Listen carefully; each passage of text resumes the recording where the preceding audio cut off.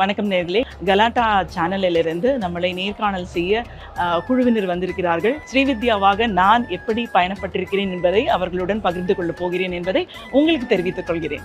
நடிச்சுட்டு ஆங்கரிங் பண்ணிட்டு நியூஸ் படிச்சுட்டு அந்த மல்டிபிள் ரோல் பண்ண ஆப்பர்ச்சுனிட்டி எனக்கு தான் ஃபர்ஸ்ட் கிடைச்சதுன்னு நினைப்பேன். நம்ம மைண்டு எல்லா நேரத்துலையும் 24 hours என் மைண்டுக்குள்ளே இருந்தது, ஒரு நியூஸ் ரீடர் ஆகணும், தப்பு பண்ணக்கூடாது, தப்பு பண்ணால் அங்கேருந்து செம்மையாக திட்டுவாங்க, தமிழ் தானே படிக்கிறீங்க, இது கூட படிக்க தெரியாதா அப்படிலாம் கேட்பாங்க. இந்த அறிக்கைகள்லாம் வரும்போது ரொம்ப டஃப்பாக இருக்கும். ஜெயலலிதா அம்மாவாக இருந்தாலும் சரி, கலைஞராக இருந்தாலும் சரி, ஜெயலலிதா அம்மா கிட்ட ரொம்ப டஃப்பாக இருக்கும். கடைசி நிமிஷத்துல தான் அந்த அறிக்கையே வரும். நம்மளுக்கு எப்படி மூச்சு விட டைம் இருக்காது, எல்லாம் ஆனரில் மிஸ்டேக்ஸ், தப்பு தப்பாக படிப்போம். அண்ணாமலையோட கூட இருக்கிற ஒரு சிஸ்டர் வேண்டாம் வேண்டாம் வேண்டான்னு சொல்லிட்டு இருந்தேன் லாஸ்ட் ஜூன் ஜூலை அந்த டைமில். வேண்டாங்க எதுக்குங்க, நான் வேற இதில் பிஸியாக இருக்கேன், நான் ஒர்க் பண்ணிட்டு இருக்கேன், அது இல்லாமல் வேற சொன்னேன். மேரேஜ் ஆகி 2 குழந்தை ஆகியும் நம்ம இன்னும் ஆன் ஸ்க்ரீனில் இருக்கோம் போல இருக்கு. ஒரு நியூஸ் பார்த்து தான் பாலச்சந்தர் சார் வந்து எனக்கு ஒரு சீரியலுக்கு ஆஃபர் பண்ணாங்க. பாண்டியன் ஸ்டோர்ஸ் ஜேர்னியும் எனக்கு ரொம்ப ஹாப்பி தான். மீனாவோட எனக்கு நல்ல பாண்டிங் இருக்கு. ஏன்னா அவ மேரேஜ் அந்த டைம்ல குழந்தை டெலிவரி அதெல்லாம் செட்ல தான ஃபுல்லாவே பிரெக்னன்ட்டா இருக்கோம். ரீல் ரெண்டுத்துலயுமே பிரெக்னன்ட்டா இருந்திருப்பாங்க. ஆமா, ரொம்ப கஷ்டமான ஒரு மெமரியும் இருக்கு. சித்ரா ஓட இது அதெல்லாம் இருந்தோம். அதுக்கு முன்னாடி அஃப்கோர்ஸ் டிசம்பர் 8th 9th நினைக்கிறேன், 9th மார்னிங் இந்த நியூஸ். டிசம்பர் 6th என்னோட ஷூட் பண்ணாங்க, எங்க வீட்டில் வந்திருந்தாங்க அவங்க. யங்கான ஹீரோயின்ஸ் கூட இவ்வளோ அழகாக மெயின்டைன் பண்ண மாட்டாங்க skin.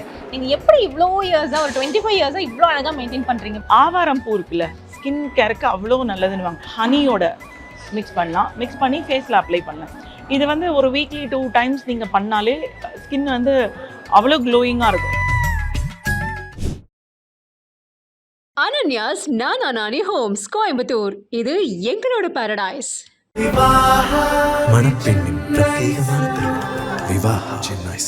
MCR Pure Cotton Club, formals and casual shirts. இப்போ லீலாவதியா வந்து அண்ணாமலை குடும்பம்னு இருக்காங்க. வணக்கம் மேம். வணக்கம். உங்களை பார்க்குறப்பவே வந்து ரொம்ப சோல்ஃபுல்லாக, ஸோ இப்படி ஒரு பர்சன் நம்மளுக்கு ஒரு கம்பெனியனாக இருக்க மாட்டாங்களா, இந்த மாதிரி நம்ம லைஃப்பில் ஒரு இருக்க மாட்டாங்களா, அந்த மாதிரி இருக்குது. ஸோ லீலாவதி பற்றி சொல்லுங்கள். கண்டிப்பாக சொல்லணும். இந்த ப்ராஜெக்ட் எனக்கு வந்தது எனக்கு ரொம்ப ஒரு பிளெஸ்ஸிங் சொல்லுவேன். ஏன்னா நான் வேண்டாம் வேண்டாம் வேண்டான்னு சொல்லிட்டு இருந்தேன் லாஸ்ட் ஜூன் ஜூலை அந்த டைமில். வேண்டாங்க எதுக்குங்க, நான் வேறு இதில் பிஸியாக இருக்கேன், நான் ஒர்க் பண்ணிகிட்டு இருக்கேன், அது இல்லாமல் வேறு சொன்னேன். ஆனால் வந்து இல்லை, நீங்கள் பண்ணால் நல்லாயிருக்கும்னு சொன்னாங்க. சேனல்லையும் வந்து அப்படின்னு சொல்லி ப்ரொடியூசர் சொன்னார், கதை ஒரு வாட்டி கேட்டு பாருங்கள், இது ரொம்ப டிஃப்ரெண்ட்டாக இருக்கும். நான் நோ சொல்லிவிட்டு அதுக்கப்புறமா சரி ஓகே இந்த கதை கேட்டு பார்க்கலாம் அப்படின்னு சொல்லி ஒரு தடவை ஒரு சிட்டிங் உட்காந்தோம். நியர்லி ப்ரொடியூசர் ஒரு 1.5 hours கிட்ட ஃபுல்லாக நரேட் பண்ணார். அது எப்படி இருக்குது, அஃப்கோர்ஸ் இது அந்த தெலுங்குல இருக்குனாலும் இங்கே நம்மளுக்கான விஷயங்கள் எவ்வளோ சேஞ்ச் பண்ணியிருக்காங்க அப்படிங்கிறத சொன்னாங்க. ஃபர்ஸ்ட் அந்த நேமே எனக்கு ரொம்ப பிடிச்சிது. அண்ணாமலை அப்படின்ற ஒரு பேருக்கே ஒரு தனி பவர் இருக்குல்ல, அது வந்து நினைச்சாலே எல்லாரும் சூப்பர் ஸ்டார் மறக்கவே முடியாது. அவரை தான் மைண்டில் வர அண்ணா மலடா அப்படின்ற மாதிரி இருக்கும். ஸோ அந்த நேம் ரொம்ப ஒரு கேட்சியாக இருந்தது. அதுவே ஒரு பாசிட்டிவ் வைபாக தெரிஞ்சிச்சு. அண்ட் இதில் வந்து அண்ணாமலையோட கூட இருக்கிற ஒரு சிஸ்டர் அக்கா நிறைய விஷயங்கள் பண்ணியிருக்கா. அக்கா சொன்னால் அண்ணாமலை அதை தட்ட மாட்டாங்க அப்படிங்கிற மாதிரி ஒரு ஃபேமிலி, ஒரு பாண்டிங், சிஸ்டர் பாண்டிங் இருக்குது. இந்த ஃபேமிலி ஒரு கூட்டு குடும்பம் அப்படிங்கிறது மையமாக வச்சு தான் இதை கொண்டு வந்திருக்காங்க. ஸோ அந்த மாதிரி இருக்கிறபோது அதுக்குள்ளே வர நெகட்டிவ் எலிமெண்ட்ஸ் என்ன, இந்த ரிலேஷன்ஷிப்பை எது பிரேக் பண்ணும், இவங்களை பிரேக் பண்ண முடியுமா, பிரேக் ஆவாங்களா, அப்படியெல்லாம் யோசிக்கிற மாதிரியான ஒரு கேரக்டர். ஸோ அங்கே நிறைய ட்விஸ்ட் அண்ட் டர்ன்ஸ் வரலாம். பட் அதை தாண்டி ஒரு கம்ப்ளீட்டாக ஒரு ஷேடோ மாதிரி, ஒரு சோல்மேட் மாதிரி அண்ணாமலை கூட ட்ராவல் பண்ணுற ஒரு கேரக்டர்னோடனே I felt I must do this அப்படின்னு நான் நினச்சேன். பட் இது வரைக்கும் வந்திருந்த போதும் எனக்கு ரொம்ப சாட்டிஸ்ஃபைங்காக போயிட்டுருக்கு ஸோ ஃபார். உங்களோட ஜேர்னி வந்து ஸ்டார்ட் பண்ணது ஒரு நியூஸ் ரீடிங்கில் ஸ்டார்ட் பண்ணீங்க. ஸோ இப்போ வந்து அதெல்லாம் தாண்டி இப்போ பயங்கரமான ஒரு ஆக்ட்ரஸாக வந்து இருக்கீங்க. ஸோ அந்த ஜேர்னி எப்படி மேம் இருந்துச்சு? To you have remember the first time நீங்கள் நியூஸ் ரீட் பண்ணப்போ ஒரு எக்ஸ்பீரியன்ஸ் இருந்திருக்குல்ல? ஆமாம், எனக்கு நியூஸ் ரீட் பண்ணுறதுன்றது சொல்லணுன்னா எனக்கு ரொம்ப பிடிக்கும். நான் வந்து சோபனா ரவி, சந்தியா ராஜகோபாலன், ஃபாத்திமா பாபு இவங்கெல்லாம் வந்து நான் என்னோடய காலேஜ் டேஸில் நான் பார்த்த ஒரு நியூஸ் ரீடர்ஸ், ஒரு ஆதர்ஸ் செய்தி வாசிப்பாளர் அப்படி சொல்லலாம். பட் அந்த டைம்லலாம் என்னோட தமிழ் இவ்வளோ அழகான தமிழெல்லாம் இல்லை.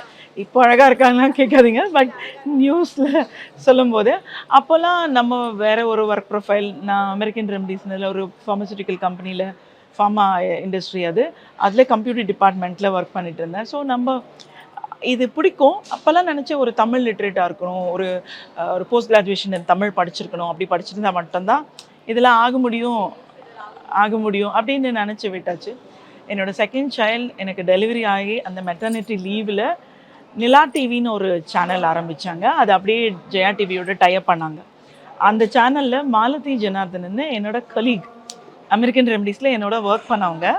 ஐ saw her on screen. அது எனக்கு ரொம்ப ஒரு மாதிரி, என்னடா மாலதி நியூஸ் படிக்கிறாளே, பாப்பா ஃபீட் பண்ணிவிட்டு நான் பார்த்துட்ருக்கேன். அப்போ வந்து இவெல்லாம் நியூஸ் படிக்கும்போது நம்ம படிக்க மாட்டோமா, இந்த இன்டர்வியூ இது மாதிரி நான் தினமலரில் ஒரு இன்டர்வியூ கொடுத்துட்டு அவெல்லாம் ரொம்ப அப்போ கோச்சிக்கிட்டா. சரி, இட் மைட் பி இன்ட்ரெஸ்டிங் எல்லாம் நான் சொன்னேன். ஸோ வாட் ஐ மென்ட் இஸ், அவள் வந்து ஒரு ஹிந்தி செகண்ட் லாங்குவேஜ் படிச்சிருந்த ஒரு பொண்ணு தமிழ் செய்தி வாசிப்பாளராக இருக்க முடியும் அப்படின்னு நினச்சும்போது தான், அவெல்லாம் படிக்கும்போது நம்ம ஏன் பண்ணக்கூடாது, அந்த ஃபயரில் என்னை அப்படியே ஒரு பயங்கரமாக எனக்குள்ளே அந்த அப்படியே இருந்துச்சு. நான் யோசிச்சு பார்க்குறேன், நம்ம இன்னும் யங்கா இல்லை, நம்மளுக்கு 2 குழந்தைங்க கல்யாணம் ஆயிடுச்சு, 2 குழந்தை வேறு இருக்குது. இந்த டைமில் போய் நம்ம இதெல்லாம் நம்ம மிஸ் பண்ணிட்டோமா, அப்பயே ட்ரை பண்ணிருக்கணுமா, இப்போல்லாம் யோசித்தேன். பட் தட் வாஸ், அதாவது நம்ம மைண்டு எல்லா நேரத்துலையும் 24 ஹவர்ஸ் என் மைண்டுக்குள்ளே இருந்தது, ஒரு நியூஸ் ரீடர் ஆகணும், செய்தி வாசி ஆகணுங்கிறது மட்டும்தான். நான் நிறைய இதில் சொல்லலை, இது சொல்லுவேன். நான் அப்போ அது ஆன உடனே நான் வீட்டில் கேட்க ஆரம்பித்தேன். என் ஹஸ்பண்ட்லாம் வந்து ஃபஸ்ட்டு நான் கேட்டுருவேன், நான் எனக்கு பிடிச்சதெல்லாம் பண்ணுவேன். ஆனாலும் என் ஹஸ்பண்ட்டை கேட்டு அவர்கிட்ட ஒரு எஸ் வாங்கி தான் பண்ணுவேன். இது வந்து அவர் என்ன பண்ணிட்டார், என்ன பண்ண போறா இவ அப்படின்னு நினச்சி விட்டுட்டாருன்னு நினைக்கிறேன். சரி பண்ணிக்கோ அப்படின்ட்டாங்க. அது மட்டும் அப்படி பிடிச்சிக்கிட்டேன், சொல்லிட்டாங்க இல்லைன்னு. ட்ரை பண்ணுவேன், பேப்பர்லலாம் பார்ப்பேன், ஏதாவது நியூஸ் ரீடர்ஸ்க்கு கேட்குறாங்களா அப்படின்னு. ஆமாம், நீ மாட்டு பார்த்துட்டே இரு, தனியாக உனக்கு பாருங்க, ஒரு நாள் எனக்காகவே கூப்பிடுவாங்க. இது இப்போ இல்லை, ஆஃபீஸ் போவேன், வந்தால் இதில் I was working only. Office போகிறேன் அந்த ஆனால் என்னோட மைண்டுக்குள்ளே அது போய் உட்காந்துருச்சு. ஆனால் அப்போ என்ன, குழந்தை பிறந்து அந்த மெட்டர்னிட்டி லீவில். ஆனால் அந்த 6 months கழிச்சு தான் ஜெயா டிவி ஸ்டார்ட் ஆச்சு. August 22 தான் வந்து ஜெயா டிவி லான்ச். அந்த 1999 99 ஏப்ரல் பார்ன் சைல்டு என்னோட டாட்டர். ஓகே, இவ்வளோ இருக்கும்போது அப்புறம் நிலா டிவியை இதோட டைப் பண்ணாங்க. இந்த மாதிரி பேசுகிறம்போது அப்போ எனக்கு ஒரு கால் ஒரு இடத்துலேருந்து வந்து, டெய்லி ட்ரை பண்ணிகிட்டே இருப்பேன். அப்போ அவங்க சொன்னாங்க, நீங்கள் ஃபோட்டோ இது பண்ணி உங்களோட ப்ரொஃபைல் கொடுத்து ட்ரை பண்ணுங்கள். அப்போ நான் ராஜ் டிவி, ஜெயா டிவி எல்லாத்துக்கும் அனுப்பி வச்சுருந்தேன். டெய்லி வீட்டுக்கு வந்தோன்னா கேட்பேன், அம்மா என்னோடய மதரின் லெட்டர், அம்மா எனக்கு ஏதாவது போஸ்ட் வந்துச்சா, லெட்டர் வந்துச்சா, இப்படி எல்லாம் கேட்டுட்டு இருப்பேன். ஒரு நாள் நாங்கள் கேட்காம எங்கேயோ வெளில போயிருக்கோம். அன்றைக்கி ஏதோ கால் பண்ணியிருக்காங்க. நாங்கள் நைட் லேட்டாக வந்தோன்னா அம்மா சொன்னாங்க, ஏதோ கூப்பிட்டாங்கம்மா ஒரு சேனல்லேருந்து. ஏதோ சேனலா, என்ன சேனல்மா சொல்லுங்கள். அப்புறம் நான் அடுத்த நாள் ஆஃபீஸ் லீவ் போட்டுட்டு போனேன். அப்போ போகும்போது ஆடிஷன் எல்லாம் சொன்னது என்னென்னா, நீங்கள் ஒரு நியூஸ் படித்து காமிக்கணும். ஃபஸ்ட்டு ஆடிஷன் போகும்போது அந்த நம்ம நேம், ஃபோன் நம்பர் சொல்லிட்டு அப்படியே ஸ்க்ரால் பண்ணதை படிங்க. அதுவே ஒரு பெரிய எக்ஸ்பீரியன்ஸாக இருந்துச்சு. எங்கேயோ இருந்து சொல்கிறாங்க, நம்ம இங்கே உட்காந்துருக்கோம், நம்ம இதில் ப்ராம்ப்டர் இருக்குது அப்படின்னா அப்படியே டக்குன்னு அங்கே திரும்பி பார்க்குறது அப்படிலாம் இருக்கும். சொல்லிவிட்டு நான் படிச்சுட்டு வந்துட்டேன். ஒரு 1 month வந்து நீங்கள் ஒரு ட்ரைனிங் வரணுன்னாங்க. ஐயோ, ட்ரைனிங் எல்லாம் போகிற அளவுக்கு நமக்கு டைம் இல்லை, மெட்டர்னிட்டி லீவ் தாண்டி ரெஸ்யூம் பண்ணியிருக்கோம் ஆஃபீஸ்க்குன்னு. ஐயோ முடியலையே, நம்மளுக்கு கிடச்சி. ஆனால் எனக்கு என்னென்னா, அவ்வளோ பேர் வந்து அதில் நம்ம செலக்ட் ஆகிருக்கணும்னு அப்பா நான் அப்படியே டேப் பண்ணிக்கிட்டேன். மேரேஜ் ஆகி 2 குழந்தை ஆகியும் நம்ம இன்னும் ஆன் ஸ்க்ரீனில் இருக்கோம் போல இருக்கு. ஏன்னா எல்லாருமே சொல்லுவாங்களே, எஸ்பெஷலி மீடியாவில் ஆஃப்டர் மேரேஜ், அதுவும் குழந்தைலாம் பிறந்ததுக்கப்புறம் ஆப்பர்ச்சுனிட்டிஸ் கம்மியாகும் தான் கேள்விப்பட்டிருக்கோம். ஃபர்ஸ்ட் டைம் வந்து அதுக்கப்புறம் தான் உங்களுக்கு லைஃப் எனக்கு எல்லாமே ஸ்டார்ட் ஆனது அதுக்கப்புறம் தான். After my daughters birth it started like this. Media career ஆரம்பமானது அது அந்த டைமில் தான் சொல்லலாம். நியூஸ் இது அப்படி ஆகிட்டு நான் அப்புறம் ஒரு 10 days வேறு ஒரு பர்பஸ்க்கு லீவ் போட வேண்டியதாக இருந்துச்சு. ஸோ ஆஃபீஸில் அதை சொல்லிவிட்டு லீவ் போட்டுட்டு மத்தியான நியூஸ் போய் அப்சர்வ் பண்ணியிருந்து பார்த்து அது அவங்க நம்ம ஒரு ஐபால் ஒரு இடத்துல ஃபிக்ஸ் பண்ணிட்டு அப்படி படிக்கணும்ல. We can keep on waving like this, இந்த மாதிரி அதுக்காக சொல்லியிருந்தாங்க. So that I felt really, எனக்கு அப்படி இருந்தது. ஈவினிங் நான் ஃபஸ்ட்டு 1 மாதம் மட்டும்தான் மார்னிங் நியூஸ் படித்தேன். அங்கேயும் காலையில் அப்போல்லாம் விஎஸ்என்எலுக்கு கேசட் போகும். நம்ம படிச்சு ஒரு கேசட் அங்கே போய் அங்கேருந்து ஆன் ஏர் வரும். இப்போ இருக்கிற மாதிரி டெக்னாலஜிலாம் அப்போ இல்லை. ஸோ அங்கே அனுப்பிச்சு திருப்பி வருமா, தப்பு பண்ணக்கூடாது, தப்பு பண்ணால் அங்கேருந்து செம்மையாக திட்டுவாங்க. தமிழ் தானே படிக்கிறீங்க, இது கூட படிக்க தெரியாதா அப்படிலாம் கேட்பாங்க. ஏன்னா எல்லாரும் இது ஒரு டீம் ஒர்க்கு. நம்ம ஏன்னா ஒரு டிரைவர் இந்த கேசட் எடுத்து விஎஸ்என்எல்ல போய் அதை கொடுக்கணும். போகிற வழியில் அவருக்கு ஏதாவது ஆச்சுன்னா டைம் ஆகும். அப்போ வந்து இங்கே வந்து நம்மளுக்கு அந்த டைம் லேக் வரும், ப்ரோமோ போடுவாங்க, இதெல்லாம் இருக்குமா. ஸோ அதெல்லாம் மைண்டு ஒரு டிஸ்டர்பன்ஸ். அந்த திட்டினாலும் நம்ம அதை வாங்கிக்காமல் அப்படியே ப்ளசன்டபுளாக சிரிச்சுட்டு இப்படி சொல்லலாம். இன்னும் அந்த எடிட்டோரியல் இந்த அறிக்கைகள்லாம் வரும்போது ரொம்ப டஃப்பாக இருக்கும். ஜெயலலிதா அம்மாவாக இருந்தாலும் சரி, கலைஞராக இருந்தாலும் சரி, ஜெயலலிதா அம்மா கிட்ட ரொம்ப டஃப்பாக இருக்கும். கடைசி நிமிஷத்தில் தான் அந்த அறிக்கையே வரும். ஒரு அறிக்கை வந்தால் 15 நிமிஷத்துக்கிட்ட ஃபுல்லாக போகும். நம்மளுக்கு எப்படி மூச்சு விட டைம் இருக்காது. அண்ட் சில டங் ட்விஸ்டிங் வேர்ட்ஸ் எல்லாம் அப்போ தான் புதுசாக பார்ப்போம். அங்கே பார்க்கும்போதே நம்ம எழுத்து கூட்டுற மாதிரி என்னடா வார்த்தை இது அப்படி இது பண்ணுற மாதிரி இருக்கும். ஆனால் அது எல்லாருக்குமே அது புதுசு தான். யாரும் ட்ரெயின் இருக்க முடியாது. அந்த அளவுக்கு காயின் பண்ணியிருப்பாங்க வேர்ட்ஸ் எல்லாம். ஒரு நியூஸ் படித்தாலே முடிச்சு பிரேக் கொடுப்போம். அதெல்லாம் வரும்போது எல்லாரும் டென்ஷனில் இருக்காது. பட் அது செம்ம எக்ஸ்பீரியன்ஸ்ங்க. இப்பயும் நான் சொல்வேன், நியூஸ் என்னோட ஒரு சுவாசம் மாதிரின்னு நான் சொல்லுவேன். ஏன்னா அந்த ½ அன் ஹவர் உள்ளே போய் ஒரு லைவ் நியூஸ் படிச்சுட்டு வரும்போது இல்லை, கம்ப்ளீட் ரெஜினுவேஷனாக இருக்கும் மைண்டு. அப்படி ரெஃப்ரெஷ்டாக இருக்கும். ஏன்னா நம்ம உள்ளே போகிற வரைக்கும் எவ்வளோ தாட்ஸில் போவோம். அங்கே போய் லைவில் உட்காரும்போது எல்லாம் மறந்துடும். அது ஞாபகம் இருந்தால் இங்கே எல்லாம் ஆன் ஏரில் மிஸ்டேக்ஸ் தப்பாக படிப்போம். அந்த மாதிரி இருக்கும். அதெல்லாம் வந்து ஊருக்கே நம்ம தான் வந்து நியூஸ் கொடுக்க போகிறோம். அந்த ப்ரைடு அதெல்லாம் ரொம்ப ஹாப்பி மூமெண்ட்ஸ். அது அந்த ஒரு மாதம் மட்டும் கிட்ட தான் நான் மார்னிங் நியூஸ் படித்தேன். நியூ கமர்ஸை மார்னிங், அப்புறம் ப்ரைம் டைம் கொஞ்சம் லேட்டாக தான் வரும். எனக்குலாம் ஃபஸ்ட்டு 1 மந்த்துக்கு அப்புறமே வந்து ஜெயாவில் ப்ரைம் டைம் கொடுத்துட்டாங்க. ரொம்ப ரொம்ப ஹாப்பி. எனக்கு அது ஹாப்பியாக தான் இருந்தது. அங்கே தான் நான் காலைமலர்ன்ற ஒரு பிரேக்ஃபாஸ்ட் ஷோ, ஒரு மார்னிங் பிரேக்ஃபாஸ்ட் ஷோ ஹோஸ்ட் பண்ணேன். அந்த டைமும் ரொம்ப நல்லா இருந்துச்சு. அது ஜெயா டிவியில் இருக்கும்போது தான் ஒரு நியூஸ் பார்த்து தான் பாலச்சந்தர் சார் வந்து எனக்கு ஒரு சீரியலுக்கு ஆஃபர் பண்ணாங்க. அதுவும் ரொம்ப ரொம்ப இங்கேருந்து அடுத்த நியூஸ் படிக்கிறவங்க யாரும் மார்னிங் இந்த ஆங்கர் வரமாட்டாங்க. மேக்ஸிமம் கிடையாது, வெரி ரேர். நியூஸ்னா நியூஸ் ரீடர்ஸாக தான் இருப்பாங்க. ஆங்கர்னா நியூஸ் பிரசன்டர்ஸும் தனியாக இருப்பாங்க, ஆங்கர்ஸும் தனியாக. I did the dual role and I did serial also. In fact அது எல்லாத்துக்குமே ஒரு credit. In fact Fathima Babu ma'am முன்னாடி ஆக்ட் பண்ணியிருக்காங்கன்னு வச்சுக்கோங்க. அப்போ அவங்க விட்டுட்டாங்க, அதுக்கப்புறம் நடிக்க போனாங்க. ஆனால் நடிச்சுட்டு ஆங்கரிங் பண்ணிவிட்டு நியூஸ் படிச்சுட்டு அந்த மல்டிபிள் ரோல் பண்ண ஆப்பர்ச்சுனிட்டி எனக்கு தான் ஃபஸ்ட்டு கிடச்சிதுன்னு நினைப்பேன். அதுக்கப்புறம் இன்றைக்கி நிறைய நியூஸ்லேருந்து இது ஒரு இதுக்கு வரவங்க நிறைய பேர் இருக்காங்க. பட் அவங்க கண்டினியூ பண்ணுறதில்ல. பட் ஐ கண்டினியூட் ரியலி ஒரு 2001லேருந்து 2020 வரைக்கும் நான் எல்லாமே கம்பைன் பண்ணேன். ஆட்ஸ் பண்ணியிருக்கேன். ஸோ ஆல் டுகெதர் எனக்கு இருந்துச்சு. ஸோ பாலச்சந்தர் சாரோட Sahana was my first project. But அதுக்கப்புறம் அவங்களோட இலக்கணம் மாறுதோ, அமுதா ஒரு ஆச்சரியக்குறி, சாந்தி நிலையம். ஸோ கவிதாலயா பேனரில் மேக்ஸிமம் எல்லா ப்ராஜெக்ட்லேயுமே ஒரு ரோல் நான் பண்ணிட்டு இருந்தேன். அண்ட் வந்து உங்களோட பயங்கரமான ஒரு பிரேக் த்ரூன்னு வந்து பாத்தீங்கன்னா Pandian Stores ma'am. Pandian Stores வந்து மீனா அம்மா இப்ப வரைக்குமே அந்த கேரக்டர் நேம் ஞாபகம் இருக்குமான்னு கூட தெரியல. இல்ல ஞாபகம் இருக்கு நிறைய, உங்களுக்கு தெரியலையான்னு தெரியல. கலை ஓகே, கலைன்ற நேமையே வந்து என்ன கூப்பிடுவாங்க. ஓகே, கலை மீனா அம்மான்னு கூப்பிடுவாங்க. கலை நீங்க தானே ஷாப்ஸ்ல, நம்ம ஒரு டிபார்ட்மெண்டல் ஷாப்ஸ்ல போய் கூட என்ன அந்த நேம் சொல்லி கூப்பிட்டுருக்காங்க. ரொம்ப சந்தோஷம். அது பாண்டியன் ஸ்டோர்ஸ் ஜேர்னியும் எனக்கு ரொம்ப ஹாப்பி தான். அது ஆரம்பிக்கும் போது யாருக்குமே தெரியல இவ்வளோ போகும்லாம் பெருசாக யோசிக்கல. ஸ்டார்ட் பண்ண ஃபஸ்ட்டு 2-3 மந்த்ஸ்லேயே வந்து நல்ல ஒரு ஹைப் அந்த ப்ராஜெக்ட்க்கு வந்துச்சு. ஃபஸ்ட்டு கொஞ்சம் இருந்தது, அப்புறம் நடுவில் எங்களோட அந்த வீட்டுக்குள்ளேயே அந்த ஸ்டோரி போனதுனால அப்பா அம்மா பெருசாக வரதுன்றது இல்லை. பட் அந்த சீரியல் சூப்பர் ஹிட் ஆனது தான். அதுக்கப்புறம் நடுவில் நாங்கள் வர்றது போகிறது அதெல்லாம் இருந்தது. பட் லாஸ்ட்டு 2 இயர்ஸ் கிட்ட பார்த்தீங்கன்னா கம்ப்ளீட்டாக ட்ராவல். எங்கள் ஃபேமிலி மேலே அவள் குழந்தை பிறக்கிறது, சண்டை, எங்கள் ஹஸ்பண்ட் போய் சண்டை போடுறது, அப்புறம் லாஸ்ட் கிளைமேக்ஸ் வரைக்குமே வந்து என்னோடய ஜேர்னி ரொம்ப நோட்டிசபிளாக இருந்துச்சு. எனக்கு அது ரொம்ப திருப்தி. அங்கே ஒர்க் பண்ணதும் சரி, அந்த கம்பெனியில் ஒர்க் பண்ணதாக இருக்கட்டும், கோஸ்டார்ஸ், கோ ஆர்டிஸ்ட் எல்லாரும், மீனாவோட எனக்கு நல்ல பாண்டிங் இருக்குது. ஏன்னா அவள் மேரேஜ் அந்த டைமில் குழந்தை டெலிவரி அதெல்லாம் செட்டில் தானே ஃபுல்லாவே பிரெக்னன்ட்டா இருக்கறதும் ரீல் இருந்து திரும்பி பிரெக்னெண்டா இருந்திருப்பா. ஆமா அது மாதிரி பண்ணும்போது அங்க ரொம்ப அவ லாஸ்ட் மந்த் திடீர்னு அங்க வளகாப்பு சீன் பண்ணும்போது அவளுக்கு ஒரு சூடோ பெயின் வந்துச்சு. எங்க எல்லாருக்குமே அன்னைக்கு அப்பெல்லாம் பயமா இருந்துச்சு, வலி வந்துச்சு வலி. ஆனால் நான் அப்பயும் பண்ணா அதெல்லாம் வந்து நம்ம ரியல் மெமரிஸ். இப்போ நீங்க ரிகலெக்ட் பண்ணுன்னு சொன்னீங்கன்னா ரொம்ப அழகான மெமரிஸ் வந்து பாண்டியன் ஸ்டோர்ஸில் எனக்கு கிடச்சிச்சு. நம்ம கோவிட்க்கு அப்புறமும் நம்ம அங்கே இருந்தோம். அண்ட் அஃப்கோர்ஸ் ரொம்ப கஷ்டமான ஒரு மெமரியும் இருக்குது சித்ரா ஓட இது அதெல்லாம் இருந்தோம். அதுக்கு முன்னாடி அஃப்கோர்ஸ் December 8th 9th நினைக்கிறேன், 9th மார்னிங் இந்த நியூஸ். December 6th என்னோட ஷூட் பண்ணாங்க, எங்கள் வீட்டில் வந்திருந்தாங்க அவங்க. சித்ரா எங்கள் வீட்டுக்கு வந்து குழந்தைய பார்க்க வர்றதுக்காக வீட்டுக்கு வர சீன் இருந்துச்சு.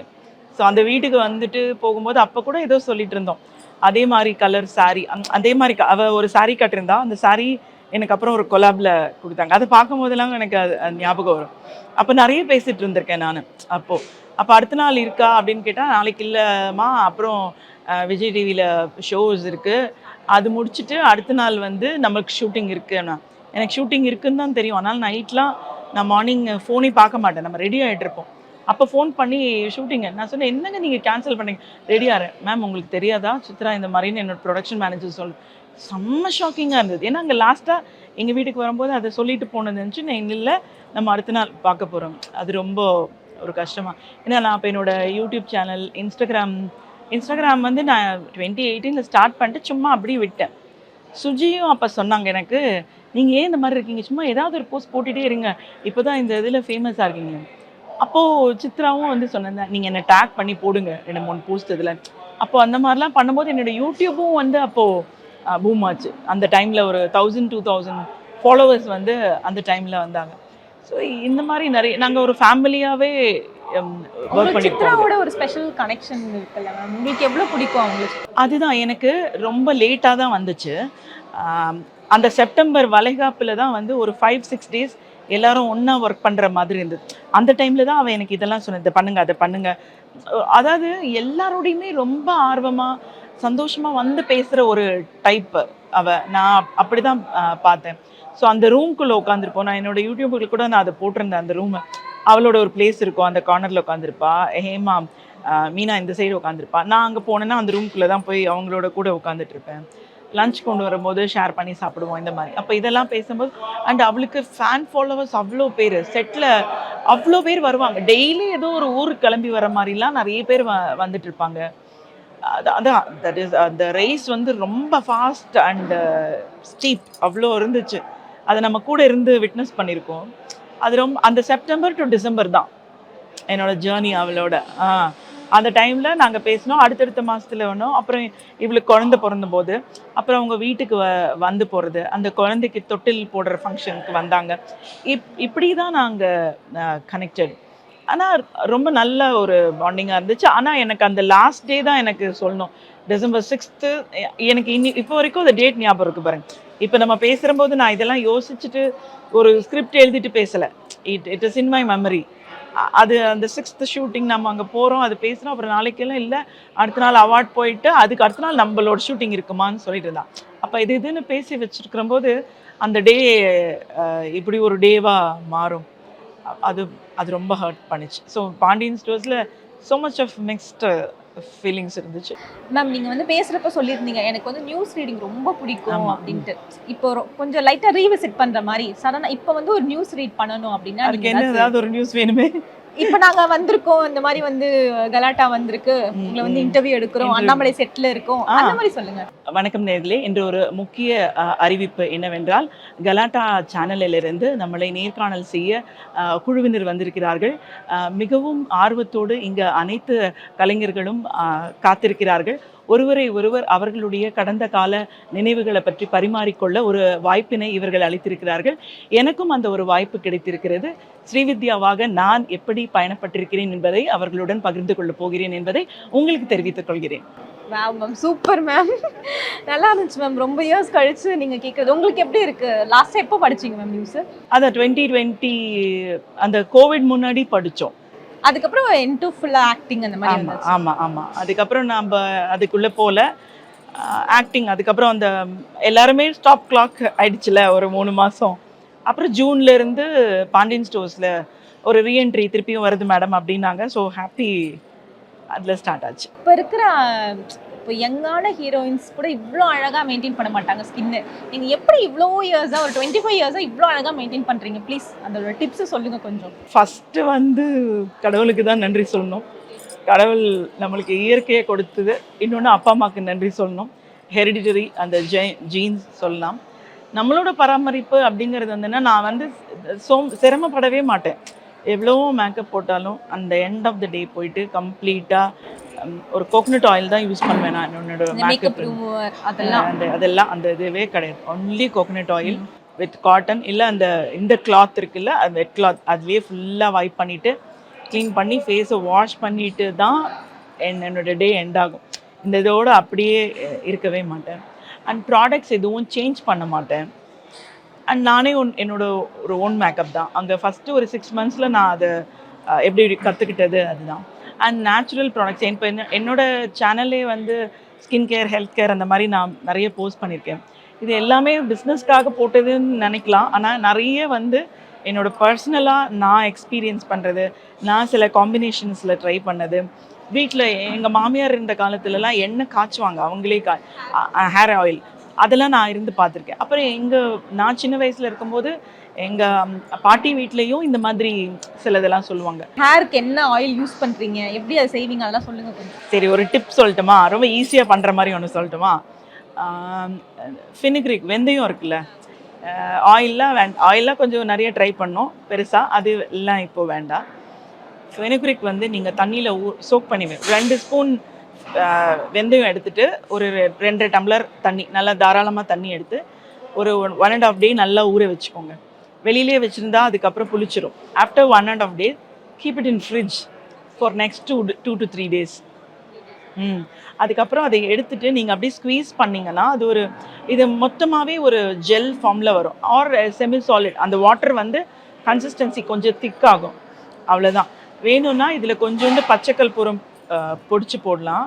ஒரு ஸ்ப்ரே பாட்டிலில் போட்டுட்டு டெய்லி ஸ்ப்ரே பண்ணாலே போதும். ஒரு 3 days இது ஸ்ப்ரே பண்ணாலே ஹேர் ஃபால் இம்மீடியட்டாக ஸ்டாப் ஆகும். இதுதான் ஃபஸ்ட்டு டிப்புன்னு சொன்னால் இதை நம்ம பாடி ஹீட்டு ஜாஸ்தி ஆகிறதுனால முடி கொட்டுறதெல்லாம் அப்படி சரியாகும். அந்த ஹீட்டை தணிக்கிற மாதிரி ஃபஸ்ட்டு ஸ்டெப். வெந்தயம் ஹீட் தணிக்கிறது மட்டும் இல்லை, நம்ம ஸ்கின்னுக்கு நல்லது.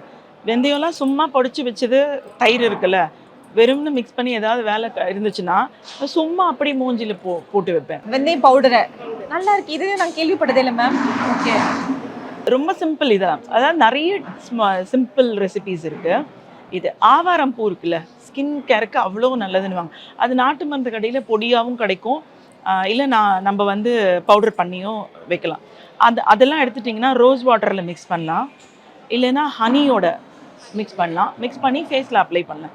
இது வந்து ஒரு வீக்லி 2 times நீங்கள் பண்ணாலே ஸ்கின் வந்து அவ்வளோ க்ளோயிங்காக இருக்கும் எல்லா இதுவும். அண்ட் பொட்டேட்டோ ஜூஸ் வந்து நான் என்னோட வீடியோலேயே போட்டிருக்கேன். நீங்கள் வந்து க்யூப்ஸாக பண்ணிக்கலாம், ஐஸ் க்யூப்ஸில் அந்த எக்ஸ்ட்ராக்ட் எடுத்து அப்படியே நீங்கள் வந்து க்யூப்ஸில் போட்டு வச்சுட்டிங்கன்னா அந்த ஜூஸ் அதை அப்படியே ஒரு க்யூப் எடுத்து நீங்கள் நல்ல ஃபேஸை வாஷ் பண்ணிட்டு கம்ப்ளீட்டாக வைப் பண்ணால் டீடான், அது டேன் ரிமூவல் வந்து வெளியில் போகிறவங்க, இப்போ உங்களை மாதிரி இருந்து வெளியிலலாம் நீங்கள் இன்டர்வியூஸ் போனீங்கன்னா ஸ்கின் டேன் ஆகுதுன்னா கம்ப்ளீட்டாக அந்த டேன் ரிமூவ் பண்ண இந்த மாதிரி நிறைய ரெசிபீஸ் இருக்குது. பப்பாயா வந்து அவ்வளோ நல்லது ஃபார் ஸ்கின் அண்ட் ஹேர்.